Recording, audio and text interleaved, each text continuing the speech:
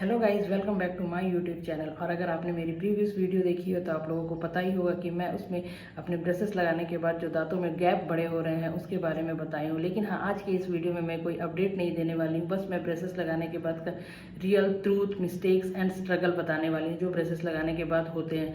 Real truth तो ये है कि जब ब्रशेस लगाते हैं तो सबसे पहली बात तो ब्रशेस की रिज़ल्ट बहुत धीरे धीरे आती है। इससे नहीं है कि ब्रशेस लगा लिया और उसका रिज़ल्ट आ गया। इसमें मंथ्स भी लग सकते हैं, इवन ईयर्स भी लग सकते हैं। तो मैं भी ब्रशेस लगाकर यही सोच रही थी कि इसका रिज़ल्ट आ जाएगा बहुत जल्दी, लेकिन नहीं, इसमें बहुत टाइम लगता है। और सबसे बड़ी डरावनी चीज़ तो ये होती है कि ब्रशेस लगाने के कुछ दिनों के बाद ही आपको बड़े बड़े गैप दिखने मिलते हैं दांतों में। जैसे कि मेरे तो दांतों में बिल्कुल भी गैप नहीं थे, और गैप नहीं होने के कारण ही मेरे 2 दांत ऊपर के निकालने पड़े। तो अब मुझे वो जब कवर हो रहे हैं तो बड़े बड़े गैप देखने को मिल रहे हैं, तो जो कि बहुत ही अजीब सा लग रहा है, बहुत स्कैरी भी लग रहा है। मुझे तो लग रहा है कि ये क्या हो रहा है, इतने बड़े बड़े गैप ना बने रह जाए मेरे दांतों में। तो ऐसा होता है ब्रशेस लगाने के बाद।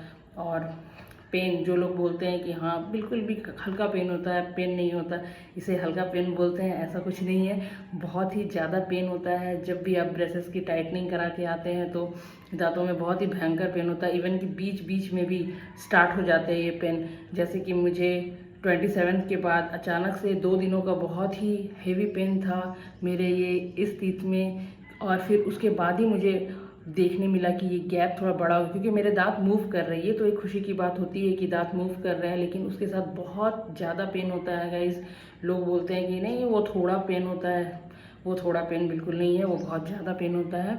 तब भी दांतों, अब उसके बाद ही दांत में गैप बन रहे हैं तो थोड़ी खुशी तो होती है कि चलो दांतों में गैप बन रहे हैं, दांत मूव कर रहे हैं। लेकिन बहुत ज़्यादा पेन झेलना पड़ता है ब्रेसेस लगाने के बाद। यहाँ तक कि खाना पीना भी बहुत कुछ चेंज कर देना पड़ता है।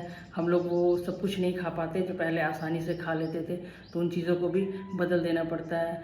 जैसे मिस्टेक्स भी हम लोग बहुत सारे करते हैं, जैसे कि मैं भी अभी बहुत सारे मिस्टेक्स कर रही हूँ। जैसे कि कभी कभी मैं नाइट में ब्रश करना छोड़ देती हूँ, अवॉइड कर देती हूँ, बोलती हूँ इतना सारा ब्रश करके मैं थक गई। इवन कभी कभी हार्ड फूड भी खा लेती हूँ। लेकिन हाँ, इन सब चीज़ों को करने से मेरी ब्रेसेस जर्नी की प्रोसेस में ज़रूर कुछ ना कुछ तो इफ़ेक्ट पड़ेगा, या ब्रेसेस प्रोसेस मेरा डिले हो सकता है। तो मैं अब सोच रही हूँ कि ऐसा आगे से ना करूँ।